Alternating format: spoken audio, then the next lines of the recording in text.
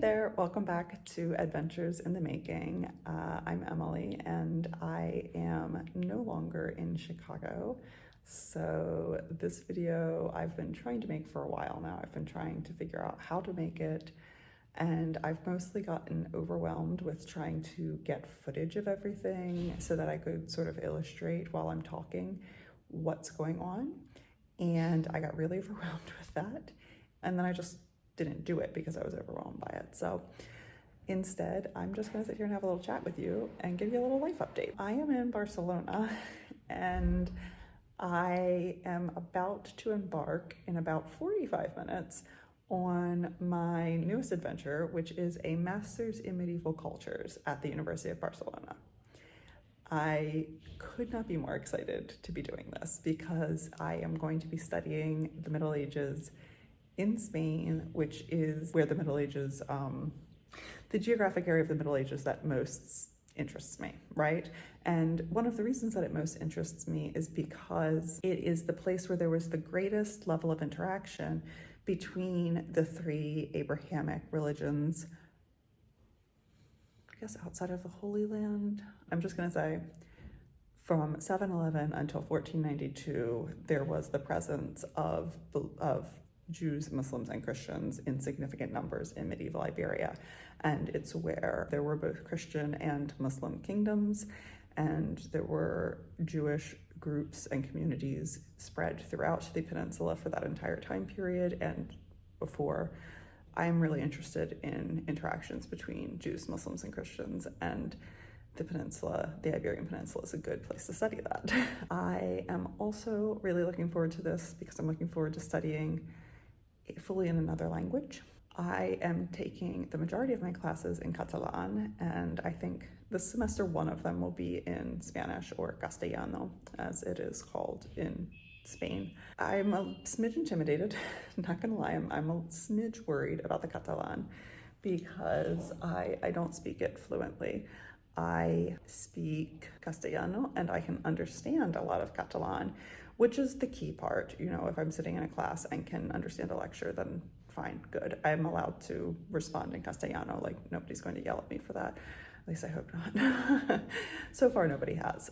When I took a couple of little sort of pre-semester workshops, and people understand that I'm American and it is really hard to find places to study Catalan outside of Catalonia. So yeah, I'm pretty much hoping that there's going to be a bit of grace and that I'm going to be able to understand a lot of it and learn it really quickly. I have learned some. I took a class for 2 weeks. I know how to say a couple of basic things now. I can introduce myself. Hola, bon dia, jo soc l'Emily, soc dels Estats Units, jo tinc 32 anys, jo tinc els cabells rossos, jo porto ulleres, like, right? Like, super important things to be able to say. I wear glasses. Super key pieces of communication there. Anyway, that's what I can say in Catalan. Like I said, I can understand a good bit of it, especially around topics that I'm somewhat familiar with. So hopefully that will help me get through these classes. This semester, I will be taking 6 classes, which feels kind of like a lot. I'm used to taking maybe 4 or 5. I will be taking medieval Latin as a language, and then also Latin literature, medieval Latin literature. I'll be taking vernacular literatures. So vernacular meaning the languages that grew out of Latin that were spoken. So Spanish, French, Catalan, Occitan, maybe Galician and Portuguese. I think there'll probably be quite a bit of a focus on French and Spanish, also Italian. In that class, the first thing that we're reading is the Cantar de Roldan. Cantar de Roldan in Spanish, Chanson de Roland. Maybe maybe that's how you say it in French. We'll be reading the Spanish translation of it. Right, so 2 literature classes, Latin language, feudal societies, which is what I'm going to go to here in just like 45 minutes. Art history, which I'm really looking forward to because I've never taken an art history class, and it is so important to understand symbols and images in the Middle Ages. And I know how important it is, and I am just waiting with bated breath for this class to like unlock the keys to understanding medieval images better. And then I'll also be taking a class in writing and written culture, which will be, I think, basically a paleography class. So paleography is the study of handwriting and how to read and interpret old is a variable word, but like in this case, medieval documents. So I took a mini kind of workshop that was last week and the week before for a little bit on paleography and the basics, like just kind of getting your feet wet. And it's really fun and also really hard. I'll add some images in here so you can kind of see what we did. But basically, I have never experienced anything that within a single line of text made me feel so smart and so dumb. It's funny because like, you sometimes look at something and you're like, I have no idea what that letter is. What is that? And then the teacher will say it to you and you're like, oh, okay, I guess I can kind of see that. But then other times when you finally get it, you're like, oh, I am brilliant. So yeah, it's a real emotional roller coaster, reading old documents, but very fun and like a puzzle and exciting when you finally get it. So yeah, so that's the update. I am gonna go head off to the bookstore now to try to find a book that I need for feudal societies, and I will check in later with my thoughts on the first week of classes in La Universidad de Barcelona. So I did not actually get to go to the bookstore before going to class because much more time had passed than I thought.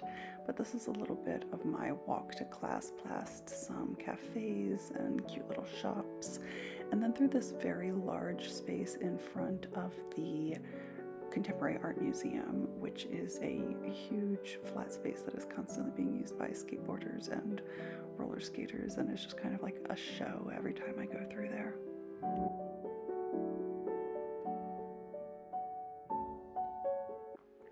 So it's a good thing I didn't make it to the bookstore until after class, because I didn't know about this bookstore until I was talking to one of my classmates, and she said that this is the bookstore that carries most of the academic books. Nowhere in any University of Barcelona materials is that noted or stated that there's like a university bookstore. Nothing. So you would have no idea unless someone tells you. Anyway, this place was amazing. Gorgeous. Absolutely packed to the brim with so many books on every subject.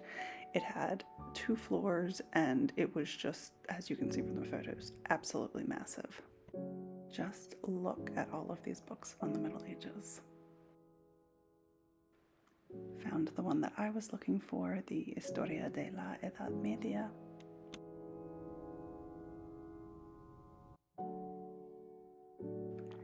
And then it was time to wander back through the Plaza Universitat and go home for the night.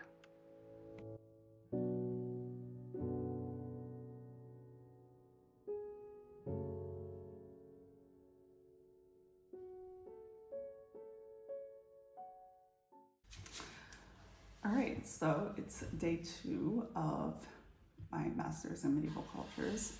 I have class later on this afternoon. I went to class yesterday, and the first class, actually, the professor spoke in Spanish, which was nice. And so that class was a class on medieval history, just general medieval history. It's called Feudal Societies, but it's basically just a general overview of medieval history, which is good. I could use that. I've only really looked at medieval history from a religious point of view and religious history, so it will be good to learn more about other parts.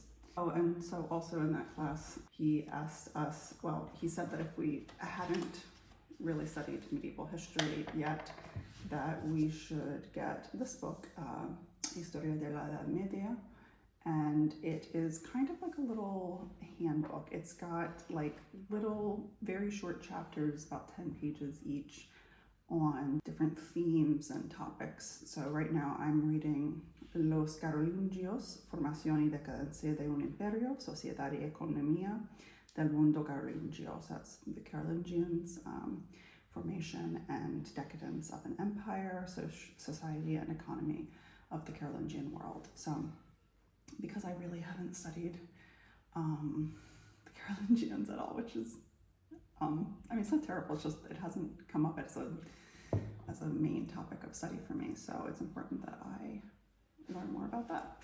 So I need to read at least those 3 out of this book, but I have plenty of time to do it because I didn't realize this, but next week, so I knew that next week was La Festa de la Merced, which is the feast of the Virgin of La Merced, which I guess maybe is Mercy, but I should look that up. That's the patron saint of Barcelona. So we have off next week for that. So I have plenty of time to do this reading. And then the second class I had yesterday was paleography, which I'll put some images in here of the types of documents that we're looking at in paleography. I took a 2-week intensive for the last 2 weeks on like introduction to paleography if you've never done it before, which I haven't. And the teacher was really lovely. She said, you know, it's basically you're learning to read again. Like you learned to read once when you were little, and now you're learning to read again with different looking letters. They are the same letters, but sometimes they look different. So yeah, I'm excited for that. She spoke entirely in Catalan. I understood almost all of it. There were a couple of points that I was a bit unclear on. I'll have to ask later. I might send her an email. So yeah, that's the update for today. I will see how the next 2 classes go. I think today I have art history and then some Latin. Is it medieval Latin literature? I say some Latin because I have medieval Latin and then I also have medieval Latin literature. So yeah, that's the update for today, and we'll see how this week continues to evolve.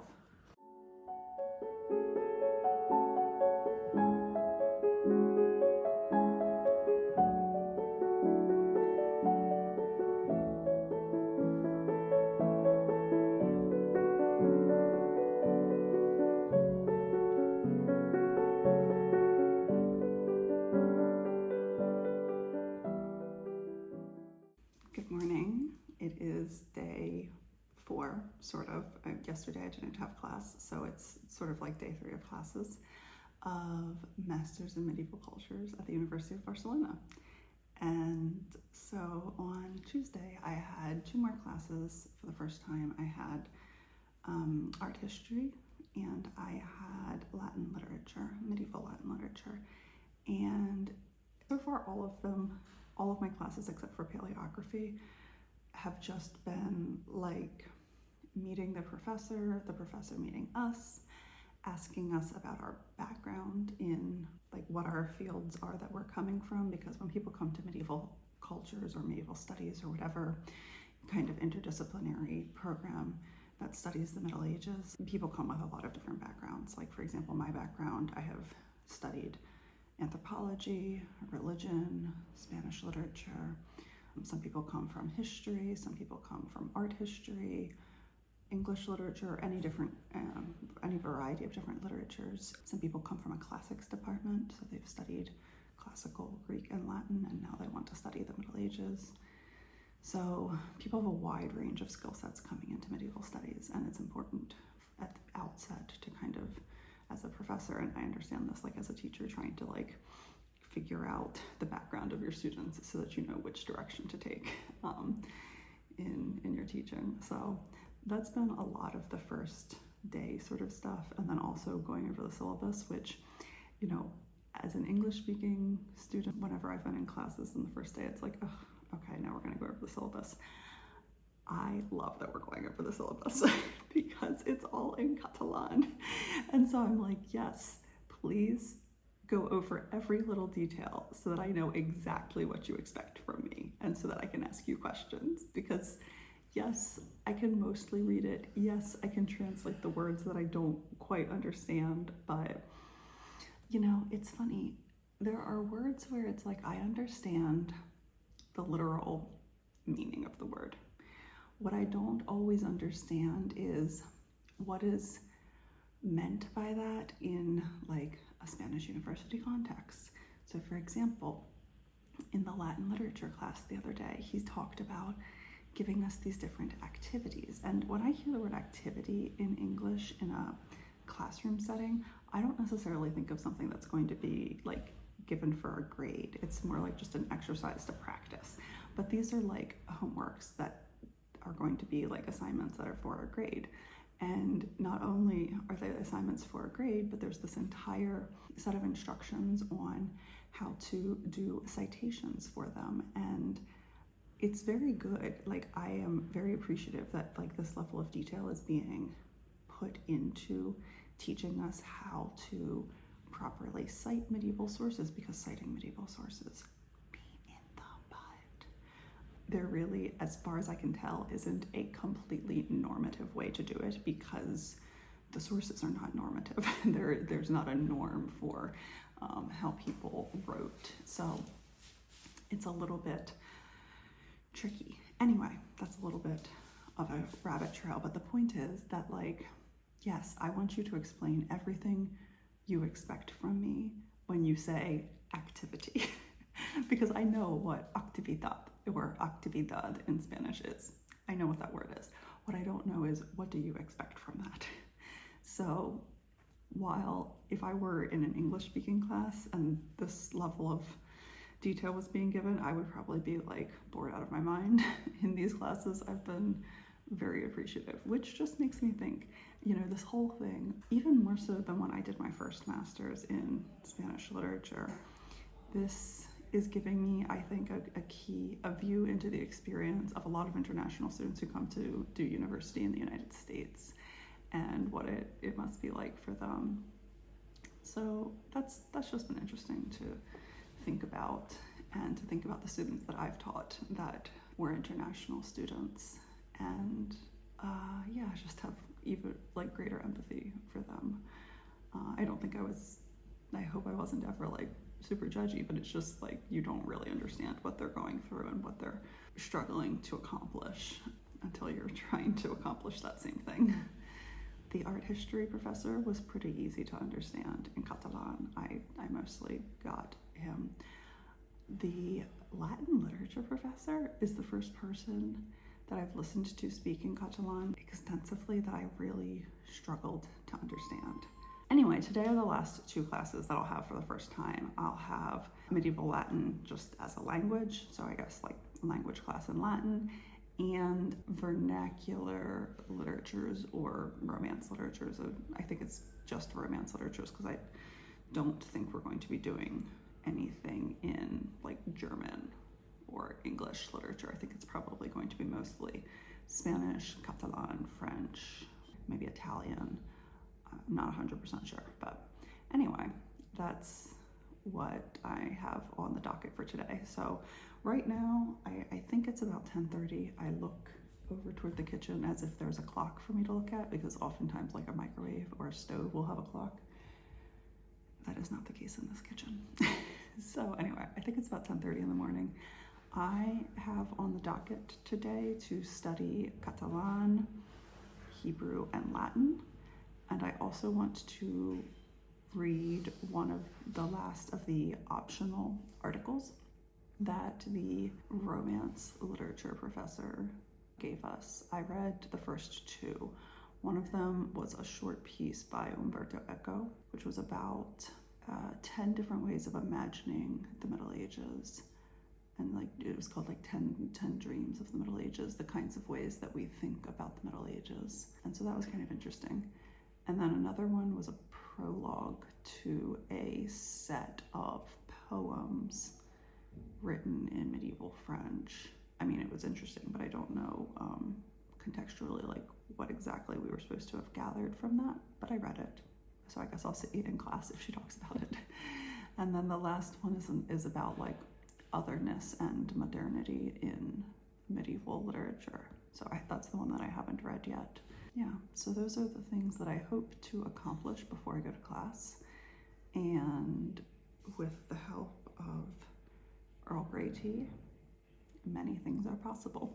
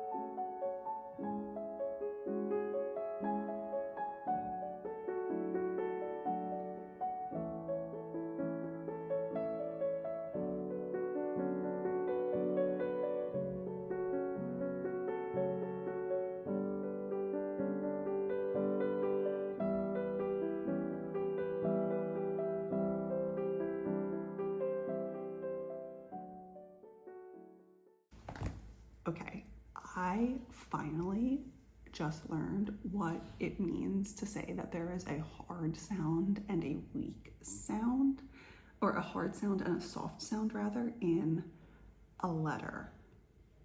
I feel like my mind was just blown. I have studied languages for so long, but always like in a language learning kind of way, not in a linguistic kind of way. And I kind of wish that I had done some studies in linguistics, because I feel like it probably is a key that unlocks a lot of language learning, and I just have never done that. In Hebrew, there are 6 letters that have 2 different pronunciations, depending on whether or not they have this little dot in the letter, which is called a weak dagesh.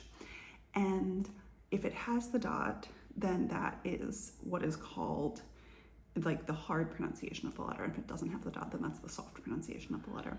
But I never really knew what hard and soft were. Like, no one bothers to explain that. And it's not super important, but it's kind of a fun little piece of thing to know, piece of knowledge to have, you know? For the hard sound, like, you have to stop the sound in order to say the sound. So for example, the sound b, like in boy, you can't say b for like 5 seconds. You can't hold that sound, because in order to make the actual sound, it has to stop. So that's one pronunciation of the letter bet, which is the second letter of the Hebrew alphabet. The other pronunciation is a V sound, like in the word van. So if it has the dagesh, it's a B sound, and if it doesn't have the dagesh, it's a V sound. Some languages, like Spanish, don't really differentiate between these 2 sounds. There's no difference between the sound the letter B makes and the sound the letter V makes. So if you have like the word, like for welcome in Spanish, it's bienvenidos, and it's spelled with a B at the beginning and a V in the middle, but it's not bienvenidos. That's a very English pronunciation of that word. That's incorrect. It's bienvenidos. And like the B and the V sort of slur together and make some kind of intermediate sound. Anyway, that's Spanish. So basically, a hard sound is b, and you have to stop it, like it has to stop. But a soft sound can be extended, like van, right? Like you can keep making that sound. And that's the difference between a hard sound and a soft sound. And I just feel like I just had my mind blown.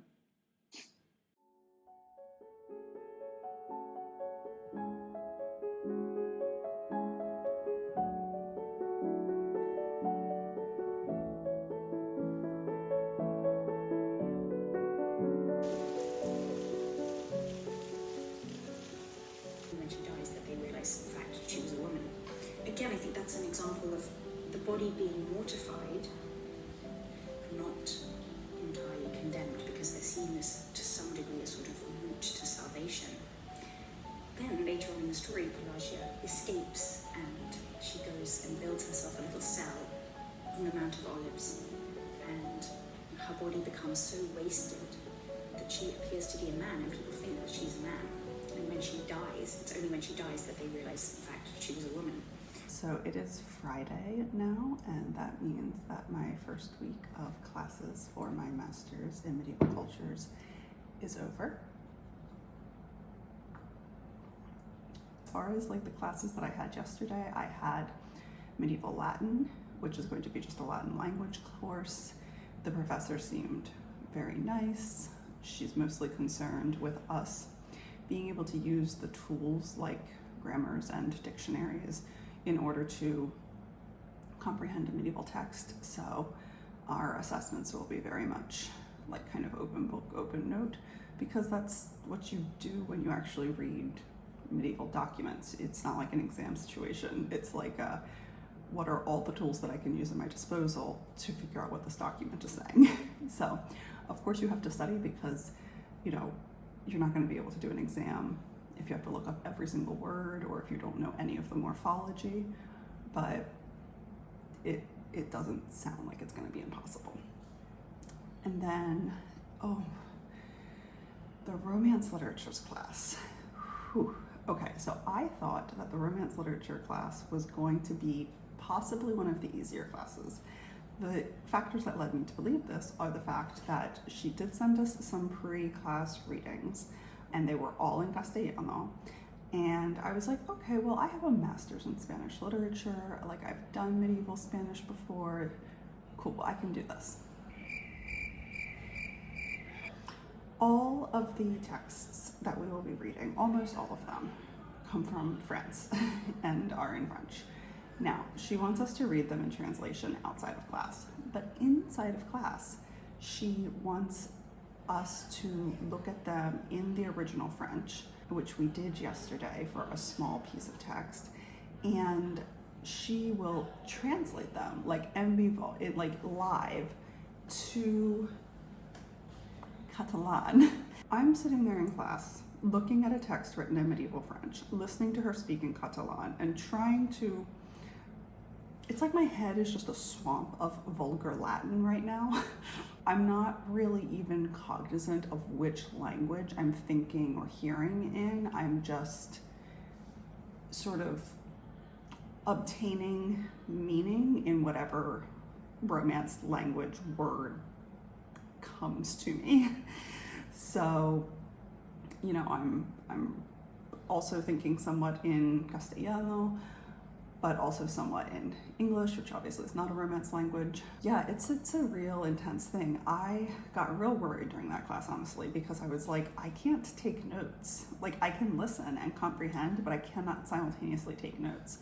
Thankfully, like, one of the other students like saw me after class and was like, hey, ¿qué tal? And kind of was giving me like this sort of merciful, compassionate look, and I was like, yeah, this is gonna be interesting. And she asked me if I was able to like take notes, and I was like, well, really basic ones. So she offered to pass me the notes, and she emailed them to me last night, and she had like 7 pages of what is basically a transcription of the class. Now, her notes are all in Catalan, which is totally fine. It's actually amazing, because then I will have like heard the Catalan in class, can read it after class, and I think it will actually help me a lot with learning the connection between sound and spelling. Because what will happen sometimes is like I'm listening to something, I understand almost everything, I can identify audibly a word that I don't know, or that I think that I know but I want to look it up. But if I don't know how to spell it, I don't know how to look it up, because I don't quite know the connection between sound and spelling in Catalan yet. So then I have no way of checking whether or not I've actually understood it. Because, you know, I have Google Translate open during class, and like if I can hear a word and I can get lucky that I can guess the spelling, then I can look it up and check. But it's a whole lot of uncertainty. There's a lot of feeling of uncertainty about whether or not I really know what's going on. So yeah, there's that. Ooh, the Latin class yesterday had a fun little many language moment where she gave us this anonymous assessment. She just wanted like to see how the class in general, what our really basic knowledge of Latin was, and it was stuff like declensions and, you know, asking us what are the genders in Latin, and if you look up like a verb in the dictionary, what forms are you going to find, and that sort of a thing. But then there were a couple of sentences that she wanted us to translate, and so the instructions of the quiz were in Catalan. Obviously the quiz was in Latin, I was thinking in English, but then I had to respond in Castellano because she wanted it to be anonymous, so I can't be like the only person in the class responding in English, even if she does read English, which I don't know if or to what degree she does. So that was interesting. It wasn't really that bad actually, but I do sometimes, like, I know a word in Castellano that could give the general meaning of the word in Latin, but because I don't have as wide of a vocabulary in Spanish as I have in English, I know that what I'm writing as the Spanish translation is an approximation and is not possibly the best word, whereas I could give a better word that has a more precise or closer meaning in English to the Latin than I sometimes can for Spanish. So that's a smidge frustrating. Anyway, that was yesterday. Today, I got book mail, and I love, let's see, can I like just show this? But like, I just love how in Spain so far, the books that I have gotten have all come wrapped in brown paper. It would be even more like idyllic and totally romantic if they came like tied with string or whatever, but it's just tape. But you know, we can't have everything, but we can have brown paper, which is always fun. I'm also really glad that Corey was home to get the mail. I had gone out to get some groceries because it's raining a lot, and I don't really know what they would have done with our mail if he hadn't been here, because it seems to me that the mail carriers here like don't have keys or anything to get into the building, so they just have to ring the bells and hope that like someone is home so that they can come in and deliver the mail. That seems to be what's happening. I'm a smidge concerned about this for some more important deliveries. I don't know what I'll do, but anyway, let's see what book this is. I don't remember because I ordered several. Basically, I looked at the book lists of recommended books for each class, and if there was a book in English, I have either tried to find a digital version of it, or if I couldn't find a digital version of it, I've ordered it, because obviously I'm going to end up doing a lot of reading in other languages, but just to take one little smidge of difficulty off of this endeavor, I've ordered whatever I could in English. Oh, they have wrapped it in like many layers of cardboard actually. Ooh, very good. This is The Making of Europe, Conquest, Colonization, and Cultural Change. This was one of the main ones that I was hoping to get. I'm glad that it came as early as it did, because it could have taken a long time. Well, this is really interesting. So this is the idea of like internal colonization within Europe in the High Middle Ages. Love it. This is going to be really helpful. Really good book to have decided to order. So with that said, today there's a lot of language study to get done. There is a lot of reading to get done. Gonna need to make a list and knock some of that out. And yeah, I think this is probably a good place to stop this edition of Adventures in the Making. So yeah, this is what the new adventure is. Everyone, thanks for coming along, and I'll see you in the next one.